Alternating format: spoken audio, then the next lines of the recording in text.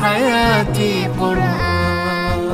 رحمن يا رحمن ساعدني يا رحمن اشرح صدري قرآن املأ قلبي قرآن ونادى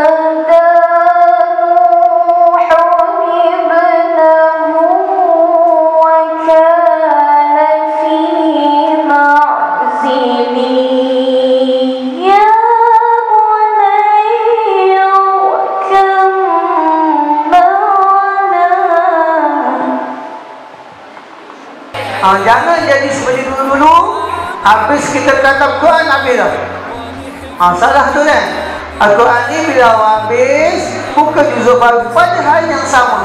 Pada hari yang sama awak baca doa yang terakhir, buka balik juzuk yang pertama, mula dengan Al-Fatihah dan hingga sampai sebagaimana yang awak mampu. Sehingga tamat. Dia juga untuk murid tahun 6 telah mencapai sasaran pengarah pendidikan kita. 50% murid tahun 6 setiap sekolah ini mesti khatam. Jadi Ustaz tengok pada data ada 73 orang tahun 6 daripada 122 berjaya khatam. Apa yang Al-Quran bagi pada awak bila awak nak keluar sekolah nanti sebagai satu habuan, awak boleh khatam Quran. Yang Ustaz baca tadi doa, dengar awak, Allahumma arhamna bil Quran waj'alhu lana imaman, 1, wa nuran, 2, wa hudan wa rahmah. 4 perkara ini yang awak akan dapat. Imaman itu apa maksudnya? Dia akan memimpin kita. Nuran, cahaya petunjuk. Wahudan, petunjuk juga ilmu. Warahmah, kasih sayang daripada Allah Ta'ala. Dengan lafaz Bismillahirrahmanirrahim, Ustaz merasmikan majlis khatam Al-Quran perdana peringkat sekolah Bangdu Gocel.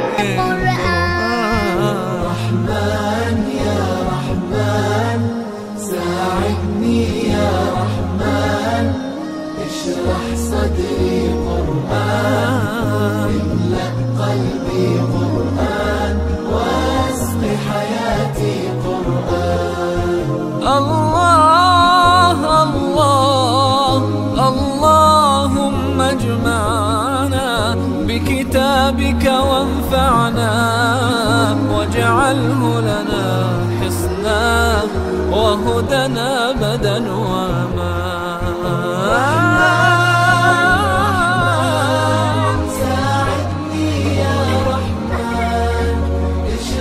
صدري قرآن املأ قلبي قرآن واسق حياتي قرآن. رحمن يا رحمن ولحفظ كتاب الله من أول بسم الله للختم وللرضوان. رحمن يا رحمن بمجيني يا رحمن أصبحي ما يدوشو نبني ما يوسيتي ناوتين يا قرآن. رحمن يا رحمن ساعدني يا رحمن. بسم Bismillahirrahmanirrahim. Assalamualaikum warahmatullahi wabarakatuh. Pertama sekali, alhamdulillah, syukur kepada Allah Subhanahu Wa Taala kerana majlis kita pada hari ini, majlis khatam Quran kita peringkat SK Banggul Kuchil sesi 2025 berjalan dengan lancar. Jutaan terima kasih saya ucapkan kepada Tuan Guru Besar dan barisan pentadbir serta AJK pelaksana Majlis Khatam Quran 2025 ini yang bertungkus lumus menjayakan program ini dengan jayanya. Alhamdulillah, program ini dilahirkan untuk melahirkan generasi yang celik Al-Quran. Mudah-mudahan kita dapat melahirkan pelajar Jilun Quran, iaitu pelajar generasi Al-Quran yang celik Al-Quran. Sekian.